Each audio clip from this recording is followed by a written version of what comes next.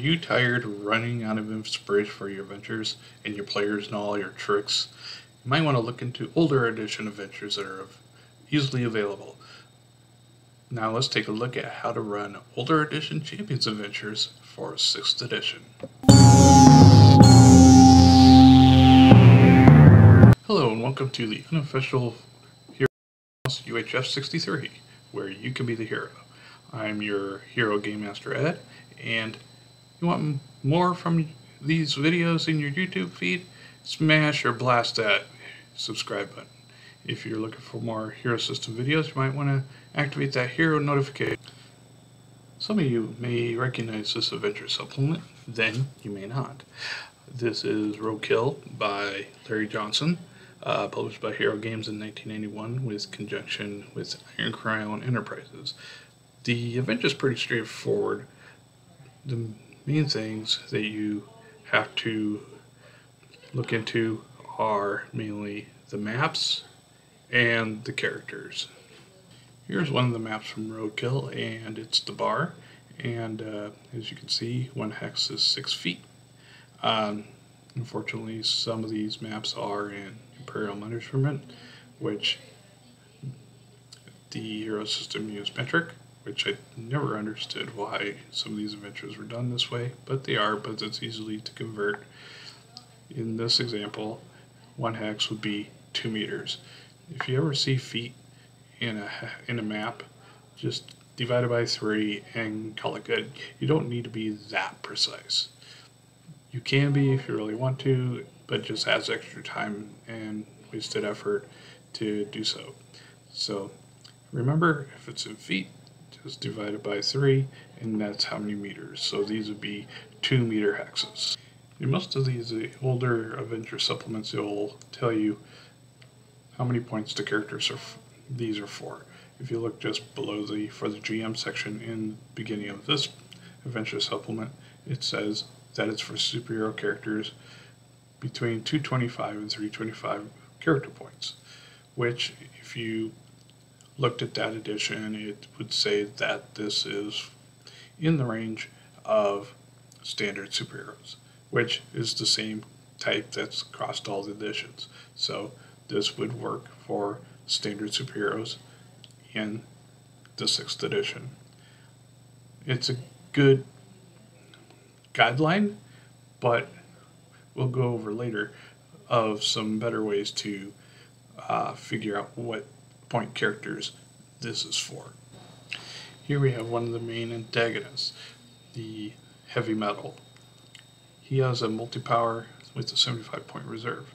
Now, granted, this is for 4th edition, but when it comes to powers in statistics and values, they're roughly the same.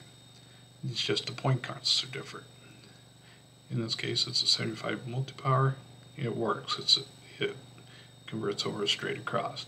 So he's a 75 point character. So he runs in the realm of just above standard heroic to high power super heroic. Since they specified that this is for a superheroic game, you have to go to your superheroic section to make sure you're looking and you're judging this correctly. Now, it said it had a 75. So 75, if you look, is the upper end of low powered, but it's also just 5 below standard superheroic. So it works if you use that as your guideline for your characters as compared to total points, because you can have a lot of total points and still not have the active points be any kind of a threat against supers. This is all well and good. Follow these guidelines as I specified.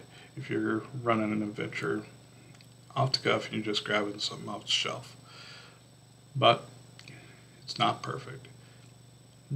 I like to go and flesh these all the main characters into full 6th edition rules, which followed my guidelines pretty close with the exception of Screech. Screech was the exception because of his force field 3030 force field. As you know, in 6th edition, there's no force fields per se, but it's resistant protection that costs endurance.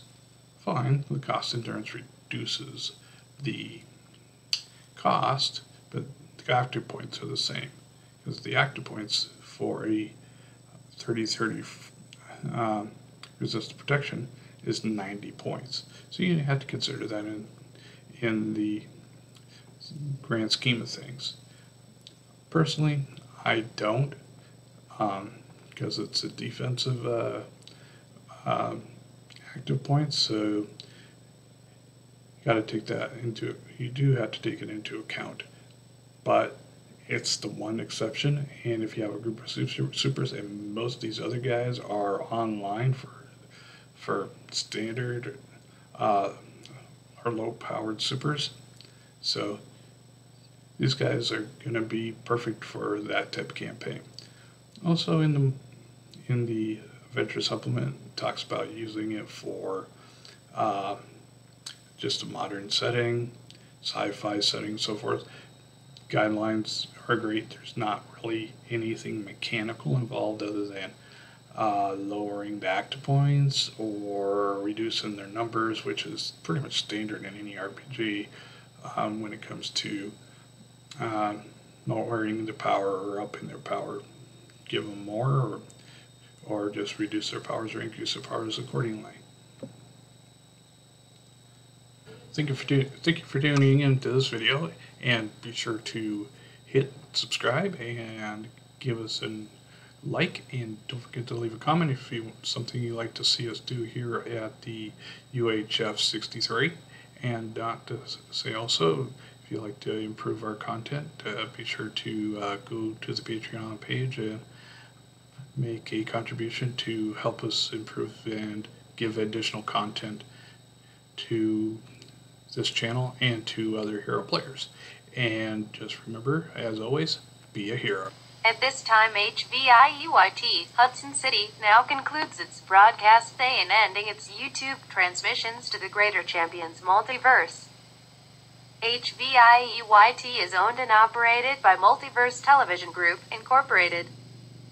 Regular programming continues on HVIUIT UHF Channel 63 on the next YouTube video upload. Hit the notification bell for you to know when that occurs. Do not forget to also like and subscribe to this channel, UHF 63. Thank you and good night.